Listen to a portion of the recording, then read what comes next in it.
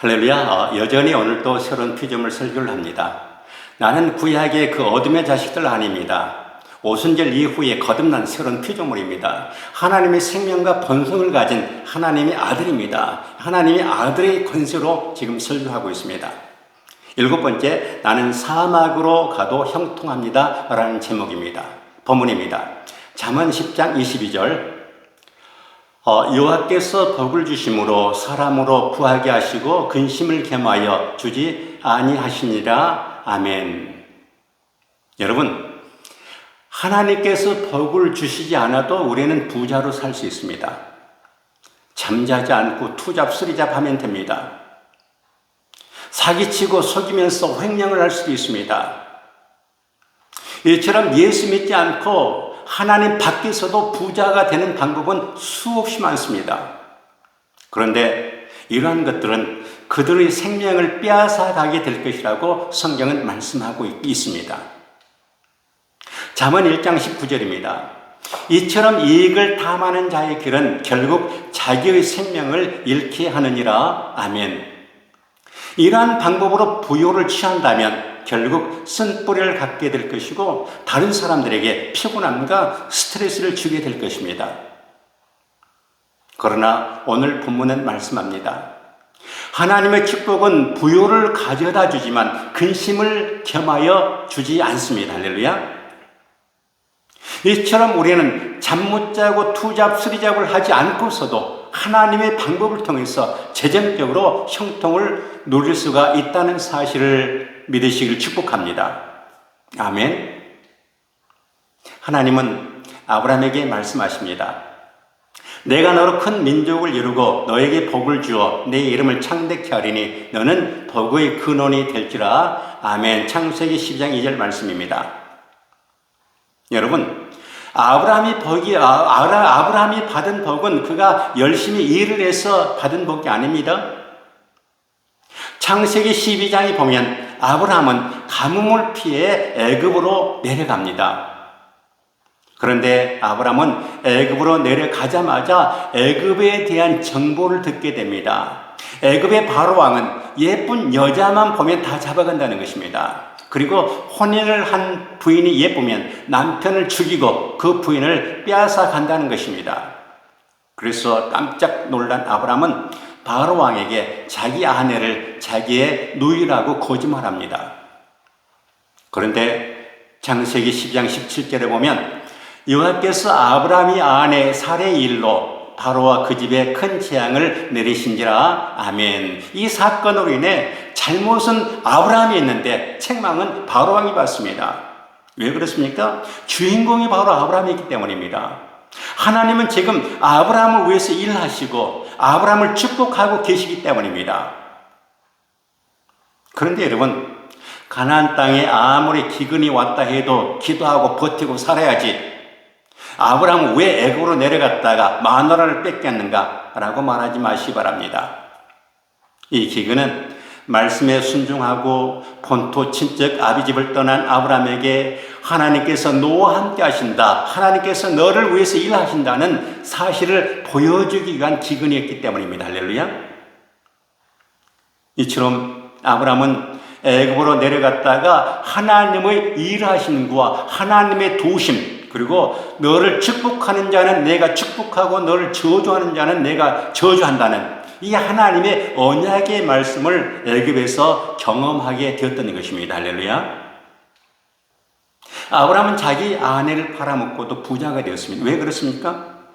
내가 너로 큰 민족을 이루고 너에게 복을 주어 내 이름을 창대케 하리니 너는 복의 근원이 될지라. 아멘. 창세기 10장 2절입니다. 지금 하나님은 아브라함과 언약하신 일을 진행하고 계십니다. 무슨 언약입니까? 너는 복의 근원이 될지라. 아멘. 이 말씀을 지금 사례 사건을 통해서 하나님은 이루고 계십니다. 아브라함은 창세기 12장에서 바로 왕에게 아내를 넘기고 20장에서는 아비멜렉 왕에게 또 아내를 넘깁니다. 이러한 일들을 통해서 우리는 의인에 대한 하나님의 보호하심과 하나님과 함께 하심을 우리는 알 수가 있습니다. 그런데 이 바로 왕처럼 그랄 왕 아비멜렉도 아브라함에게 종과 소떼, 양떼를 주었습니다. 아브라함은 자기 아내에 대해서 거짓말을 했지만 하나님은 아브라함을 축복하셨습니다. 왜 그렇습니까? 하나님은 지금 아브라함에게 너는 복의 근원이 될지라 이 언약의 말씀을 이루고 계시기 때문입니다. 아멘입니까? 여러분, 아브라함은 자기 아내를 2번이나 다른 사람에게 넘겼는데도 오히려 큰 부를 이루었습니다. 하나님은 아브라함에게 복을 주셨고 아브라함은 그 복을 받았습니다. 아브라함이 온전해서가 아니라 그는 하나님의 언약의 말씀을 믿었기 때문에 그 언약의 말씀이 지금 실제가 되어지고 있는 것입니다. 할렐루야. 그런데 아브라함을 향한 하나님의 일하심이 또 있습니다. 아브라함은 조카 롯에게 네가 원하는 땅을 먼저 선택하도록 했습니다. 이 모습을 보면 아브라함이 하나님을 얼마나 신뢰하고 있는가를 우리는 알 수가 있습니다. 하나님이 함께 하시니 자신이 있다는 말입니다. 아브라함에게는 상황과 환경이 중요하지가 않았습니다. 하나님이 자기 편이기 때문입니다. 자신이 있다는 것입니다.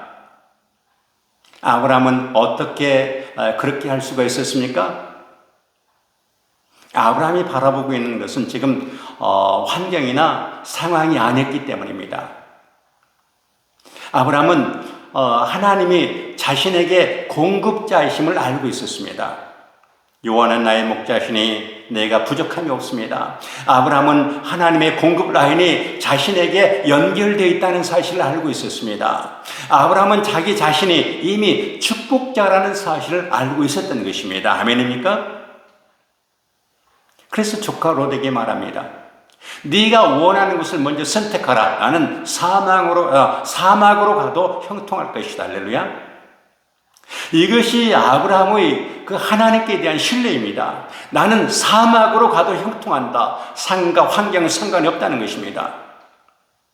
여러분, 지금 우리도 그렇습니다. 우리는 상황을 바꾸는 자입니다. 지금 내 안에 하나님의 능력을 가지고 있습니다. 성령의 기름 부음이 내 위에 있으니 나는 실패할 수가 없습니다.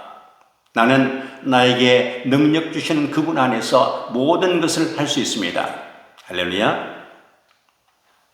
여러분, 하나님은 스스로 존재하시며 하나님은 스스로 공급하시는 분이십니다. 그분은 무엇이 필요하지 않으십니다. 모든 것이 그분 안에 있기 때문입니다. 그분은 능력이 필요하지 않습니다. 그분이 바로 능력이기 때문입니다. 그분은 지혜가 필요하지 않으십니다. 그분이 지혜이시기 때문입니다. 그분이 바로 하나님이십니다. 그 하나님이 지금 할렐루야 내 안에 계십니다. 그러므로 우리는 사막으로 가도 형통합니다. 할렐루야. 그러므로 여러분, 나는 그리스도 안에서 형통한 자다라고 믿음으로 선포하십시오. 그러면 실제가 될 것입니다. 나는 그리스도 안에서 형통한 자다. 할렐루야.